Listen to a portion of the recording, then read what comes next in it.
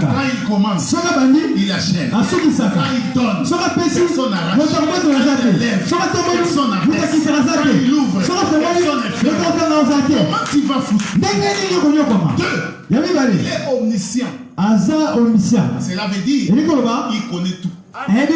Il connaît ton problème. Il connaît ce qui te dérange.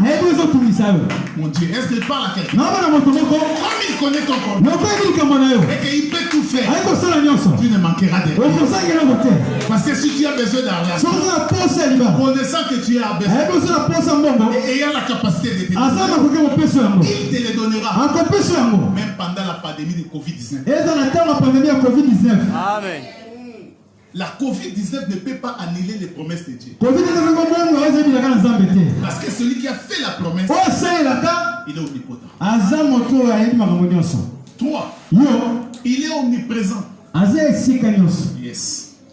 Il est partout au même moment. Mais il n'agit pas partout de la même manière. La façon dont il agit dépend de la confiance que tu places en lui.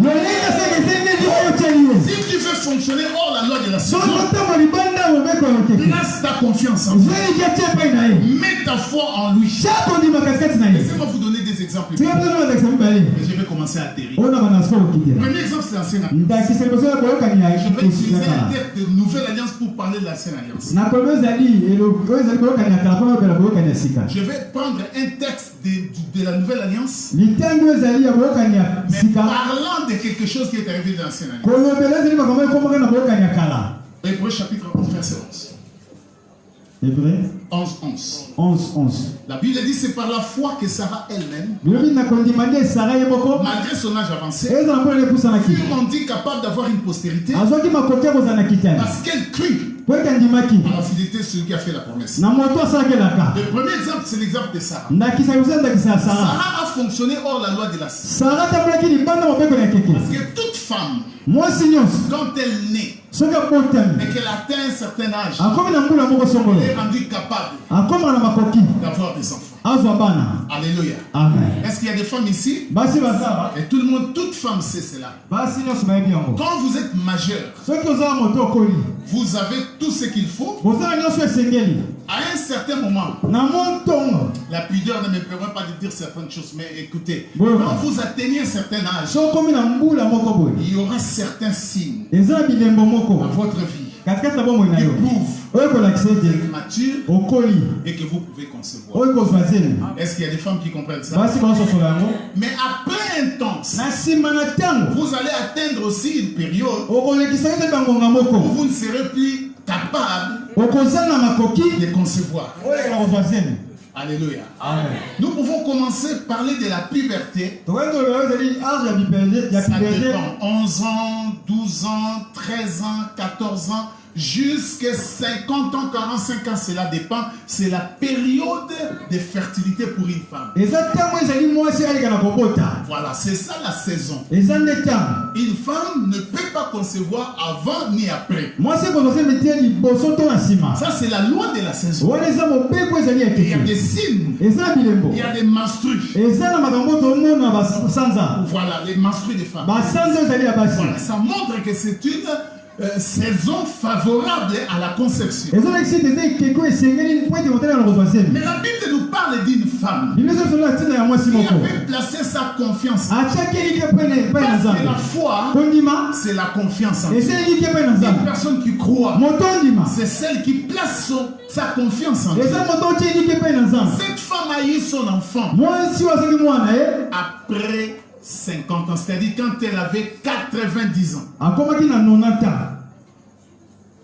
Cela veut dire qu'il avait dépassé la saison de la conception. Cela veut dire que pendant cette période, il est pratiquement impossible qu'une vieille de 90 ans puisse concevoir. Mais la Bible dit, c'est par la foi, c'est par la confiance, elle-même, malgré son âge, cela veut dire qu'elle n'était plus dans la saison, elle était hors saison. Depuis qu'elle est hors saison, elle a conçu. Alléluia. J'aimerais dire à une personne, Si tu as confiance en Dieu, tu vas porter des fruits même en dehors de la saison. Bato bazotala koko moko azoya na maternité. Yes. Aya pesé. Batuni oyo kotika mutu. Alobi jamais na yenga moko. Yes. Ayi. Na yebine sa mutu ke yo kotika mutu te. Parce que tant oza na kati ya hors saison parce que oza na confiance en Nzambe. Oyo bato ezala qui est possible pour na bango epana yo comme pauvre. Possible. C'est par la foi. Nanzela kondima. Que Sarah elle-même. Sarah yemoko. Malgré son âge. Ezala mbula ni akopusa.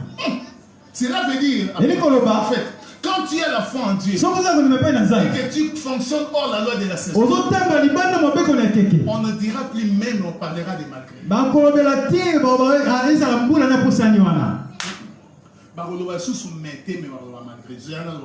Voilà. Sarah Yemoko, malgré âge comme Likolo, ayebi ko concevoir zuze mi po ndimela ki bosembo ya mutu apesa ke laka. Yes. Ya on a biso mutu azana kondima a ko fonctionner hors saison. Et le mot l'axa na place ba lo ba mais ba lo ba malgré. Et le mot lo ba na linga ki na bota mais a geleki ba ba na boti malgré. Est-ce que on a linga za ya? Le ba na sa pour ta génération malgré. Avant ta génération malgré. Ça veut dire que saison c'est l'équipe. Mais malgré ces yeux, les est-ce que tu es en train de parler à quelqu'un? Dites-lui, je suis de la génération malgré. Je suis de la génération malgré. Yo jamais on voyager mais on a monté la côte. Mais yo on voyager malgré. Malgré parce qu'en réalité tout ça na mutu mutu onda la taranzoto aya na mokili afanda na biso ayeba biso akufela biso bomba na loba na expliquer le prophète va te venir va te pourquoi ça c'est oui bien c'est dans la salle testament kufi. Parce que le testament nous se fait sur le testataire. Yes. Vous comprenez? Mais ça c'est quoi pour un parce qu'il fallait que c'est quoi vérifier sur le testament que les autres ça. Il y a un expliquer. Ben on a mis comme un testament avec le roi na kufinda pour na banda nous on peut savoir na raso. Mais le roi la confirmation c'est que ça était non pas compliqué, n'attendez pas compliqué. Papa c'est quoi sur vérifier. Mon quoi ba raison ça c'est que ça pour vérifier ce que le testament. Très bien. Et tout ça, on va dire aïe. On est millions ça vous dit son nom. Yes. Tellement de ouais, Fanda. Ça vous dit oh la loi de la saison. Vous allez pas mon père écouter. Oh nous avons ça ni. Pour c'est quoi? Voilà. Pour vérifier. Est-ce que le testament n'a dit quoi? Ils ont coquille sa moto va se faire ici. Voilà. Oh la loi de la saison. C'est la confiance. Place confiance. David dit l'Éternel est mon berger. Je ne manquerai de rien. Quelle que soit la saison, lui le berger. J'aurai ce dont je besoin. C'est ce que David a dit. Je ne manquerai de rien. Quand je marche dans la vallée de l'ombre, quand tu es avec moi. Pourquoi David ne craignait pas? Trois choses. Parce que dans la vallée, il marchait. Tant qu'on s'en tambola, on est à ses côtés. Pour nous, ça comme à Kézara Wayata. Yes. Si vous avez fini, vous comptez au Sali. Tambola. Plus vous avez fini, vous avez tambola. Plus vous avez fini, vous avez tambola. Plus vous avez fini, vous avez tambola. Quand on va au talon, on va au monde sous place, on va finir. Très bien. Parce qu'on voit qu'il y a quelque part. Attends, mon tas continue au tambour. Attends, mon tas continue au tambour. Yes. En fait, au lieu de l'on a la caméra, ça au moins, moi, si mon Dieu m'a aboyé à Conti. Tambola. Yes. Oui, tout dans la poignée. Parce que ça qui faut John Zamba, le mot pour y avoir.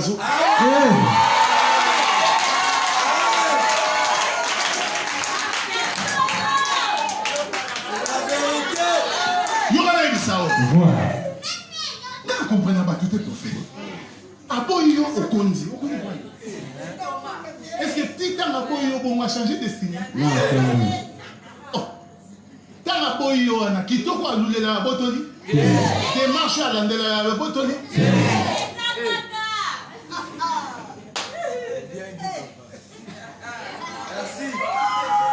Loba hors la loi de la saison. Faites là et sous ma bord aussi comme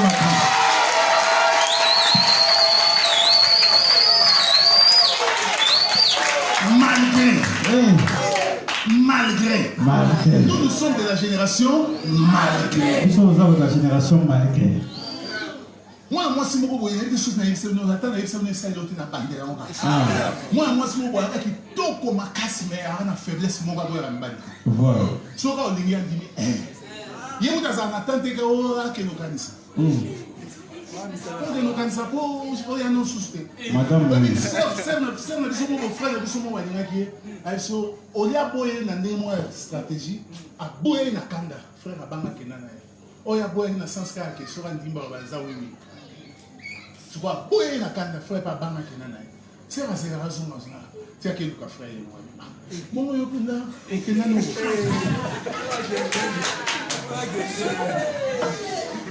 Vous voyez que moi c'est excellent. Ah, you know Kenano, on va se voir. On va se voir dans ma moque. Voilà.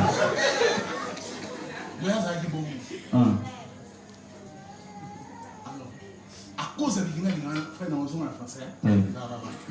Baramoko, à cause de la 6. Moi, papa. Tout va commencer. Ah oui, ici. Là, Bilo a aussi dit ça la vie avant et à rien. On dit, je me suis occupé d'un type moi, comment on a dit chambre, il y a chambre. C'est la vie, papa, ma passe. Tant que mon nom, maman, c'est pénible. Il y a tant de gens qui ont maman, c'est ça. Voilà. Tant que dit, on a fait la montagne à cause. Tu vois, tellement de tonga, de critiquer, de l'obana silla, donc à qu'on a type en temps avantage à chambre, à pesa, à tala. Voilà. Pour ça, on va faire ça sur batala, mais à pesa.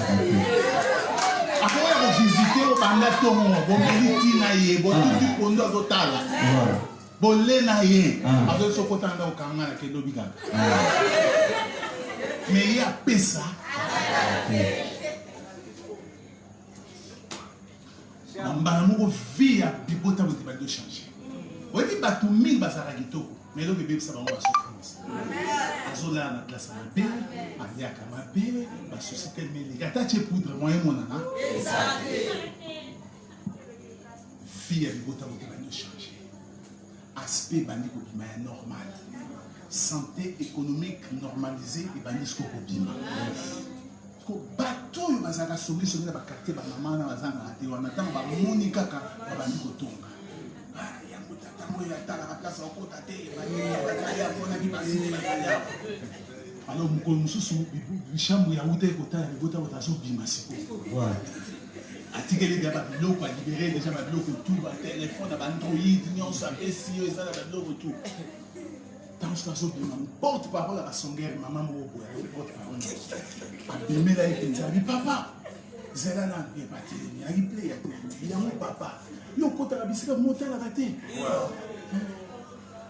Yo kanisi yo aucun côté place ba kota raté. Aïe c'est bon. Yo kanisi banana ba landa le gola ba grader bazar ba neki na ye. Ezara banana na ye. Et puis ce qui est grave à bota ba mwana na mwana papa. Père bakisi a ozanga ndoki. Si quoi chambre ya zangina liboko mona poche abimisa na beti na to abi boya biso ba luba to jinga gabana kala soko ko fonctionner au loi la saison ataba li ba critiquer yo ataba li ba compliquer yo nzamba au côté là akata pena ma biso ba luba to jinga gabana yo aske no ke kuka e kuka mama na makolo alors biboy mingi bakoluka bana na mangengenge na badara na luzizila mais ya boti na pete italisi etaza mwasi ya mafuta omoni cela veut dire que soki eza saison na yo ataka bide ye mwasi Tout justement.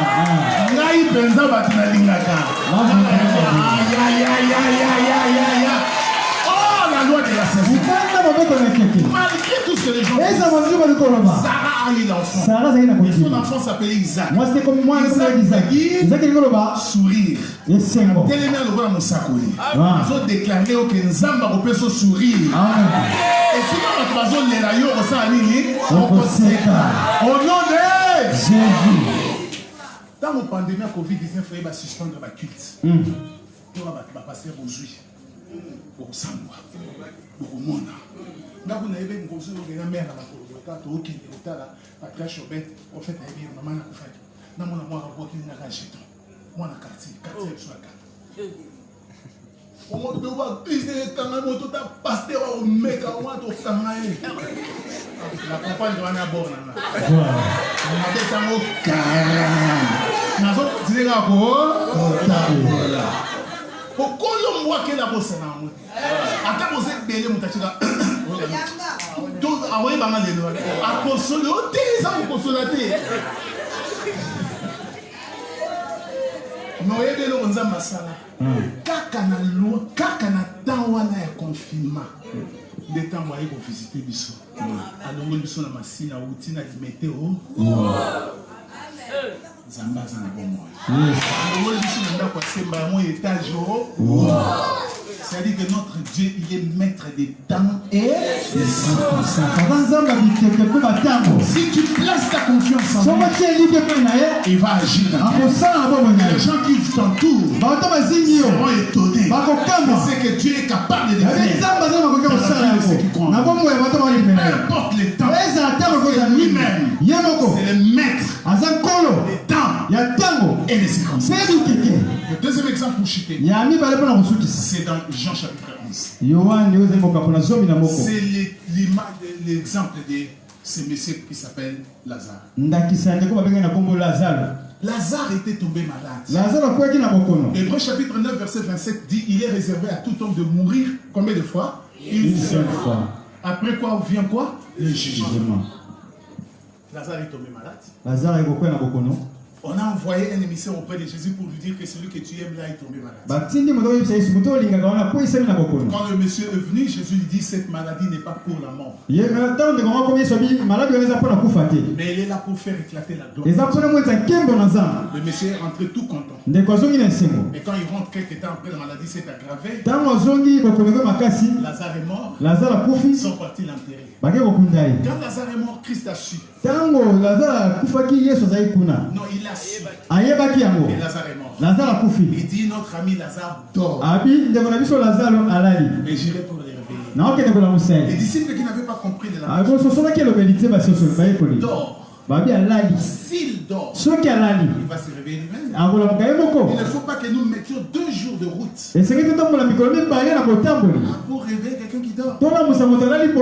Puis Jésus dit non, il est mort. Mais j'irai pour le réveiller. Quand il arrive, il n'était pas encore rentré à Béthanie. Marthe est allée dire à Marie, le maître est là. Le maître est là. Il te cherche. Marie est venue. Elle a dit, Seigneur, si tu eusses été ici, mon frère ne serait pas. Cela veut dire, tu es venu hors temps. Tu es venu en retard. C'est déjà trop tard. Nous avons un Dieu qui agit ni très tôt, ni trop tard. Autant qu'on parce qu'il s'appelle Jésus. Alléluia. Amen. Jésus. Nazali. Jésus. Marie, Seigneur, si tu eusses été ici, mon frère ne serait pas mort. Tu es venu en retard. Tu es venu en retard. Rien ne peut être fait. Celui qui est venu là, c'est lui qui gère les temps. Celui qui gère les circonstances.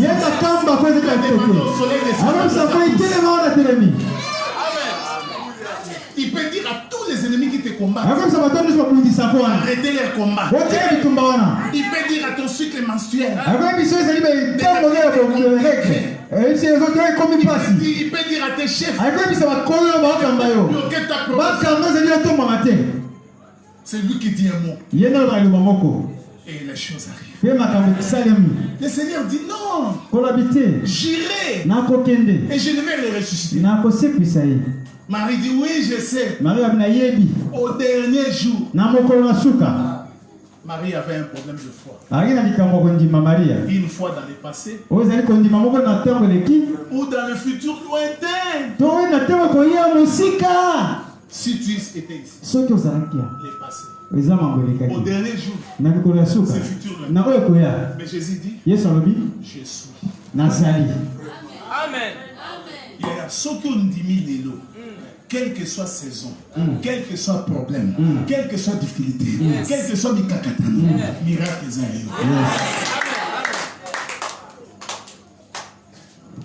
Il dit, venez enlever la pierre. Oh non, non. Il sent déjà. Donc, tant où le Seigneur a cassé le Seigneur,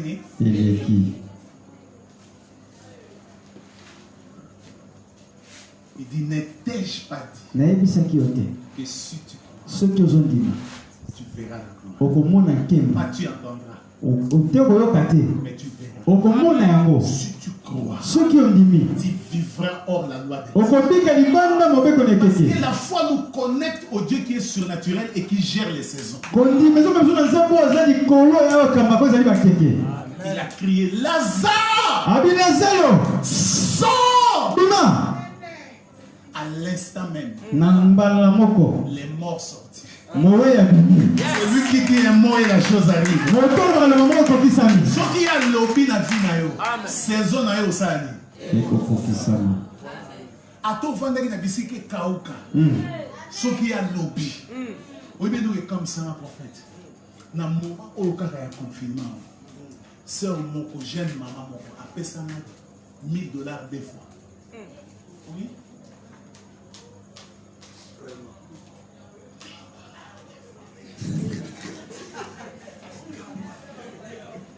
Apesina, Sima, Apesina, Voilà. Mais non, sentir net à l'ingénie sous. Acclamons très fortement.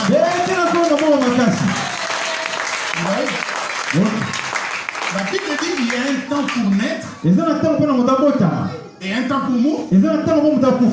Ou en d'autres termes, il y a une saison de vie et une saison de mort. Donc, quand tu meurs, c'est fini. Mais quand tu as confiance en Dieu, tu peux encore revivre, changer de saison. Lazare Baloba et comment mi que pesa mi mufino sa kufa mbala moko s'imagine mais Lazare kufa des fois. Abuka mobeko ya saison ya kufa mbala moko. Ya kufa des fois. Acclamons le roi. Si tu as confiance en Dieu, je répète, il fonctionnera hors la loi de Dieu.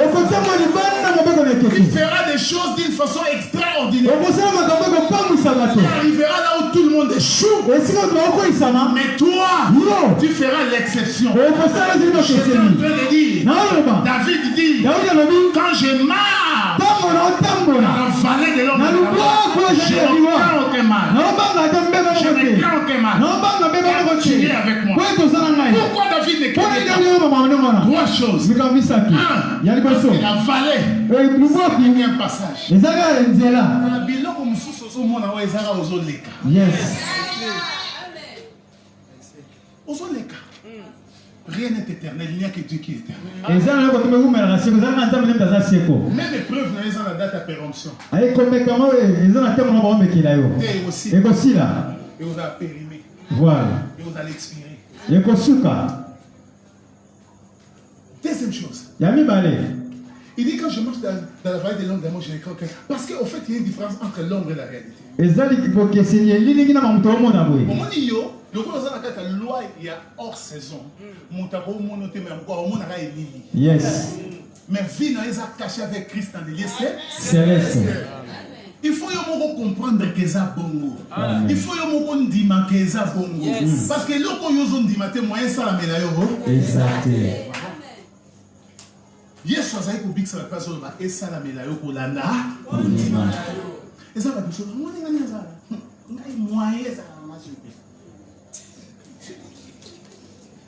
Attendez ni ba mona ngate. Mais ça déjà foi. Parce que Job dit ce que je crains. C'est ce qui m'arrive. Ce que je redoute. C'est ce qui m'atteint. Crois. Lazare est sorti du vivant.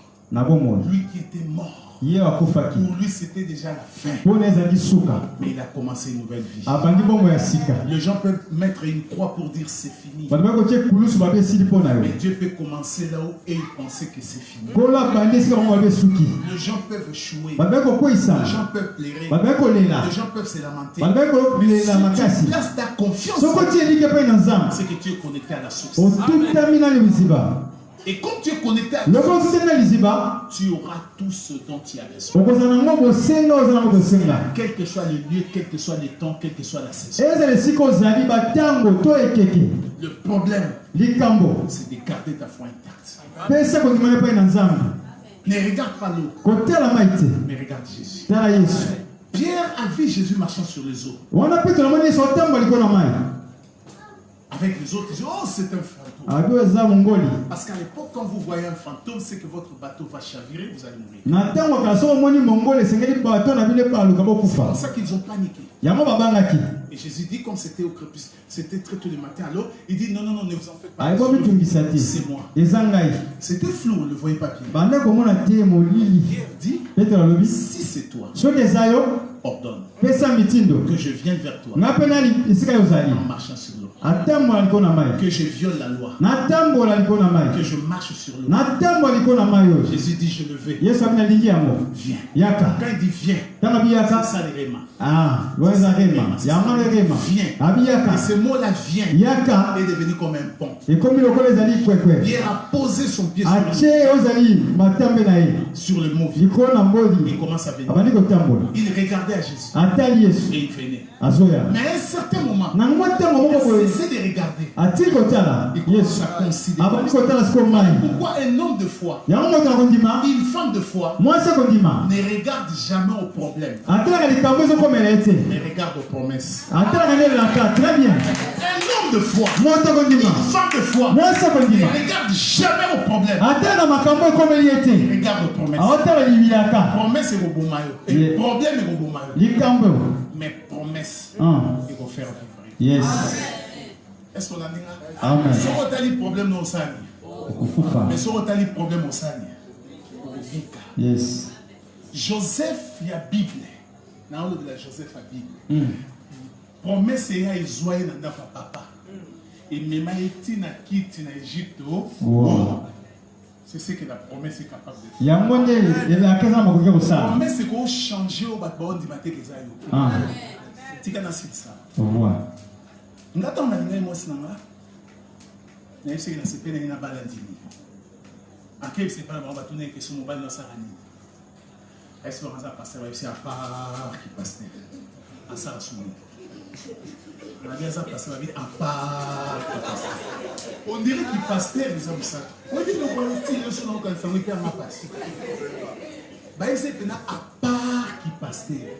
À ça la soumis. Habiter ça passer c'est Lina, oh il y a Bible.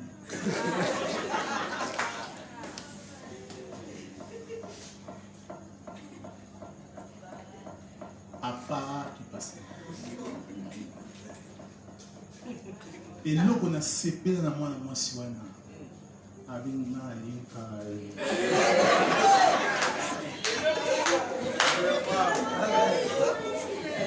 Batala kinga pambaye nzoka yawe azalaki na ngai bamonaki ngai oyo sans valeur nzoka elonge apelisi mwinde ebatalinga ekuna seke wana lobi yekutu mobola mosusu abakisi na forme oyo ye ninyangwa malonga ekoki nde kopima na ye bayebi te Bien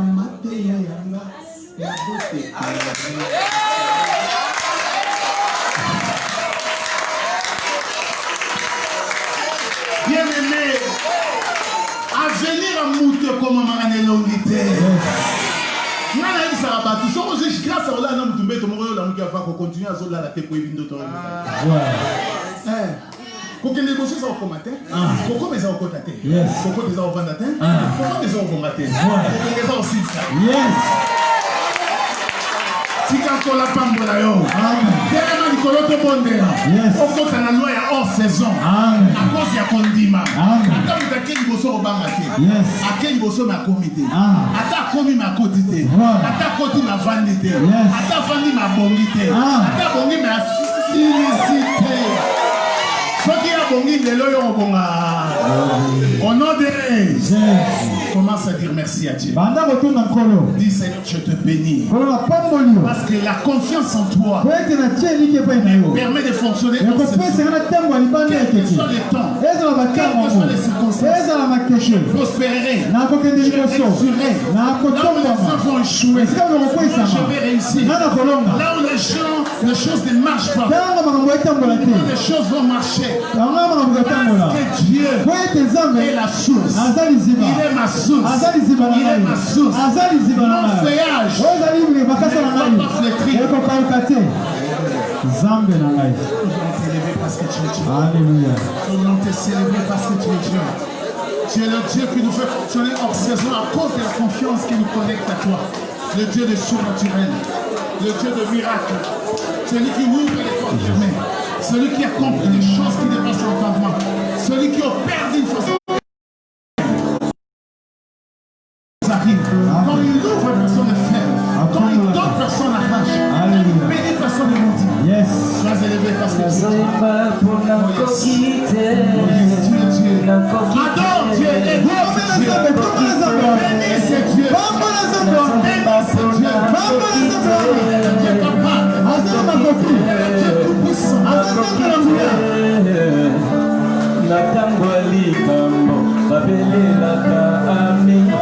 Susu bapa inaso sanando kanangeza kifera awana betesa akama yeningani na nyawa kayo na tela yo motema na tela yo motema na tela yo motema na tela yo motema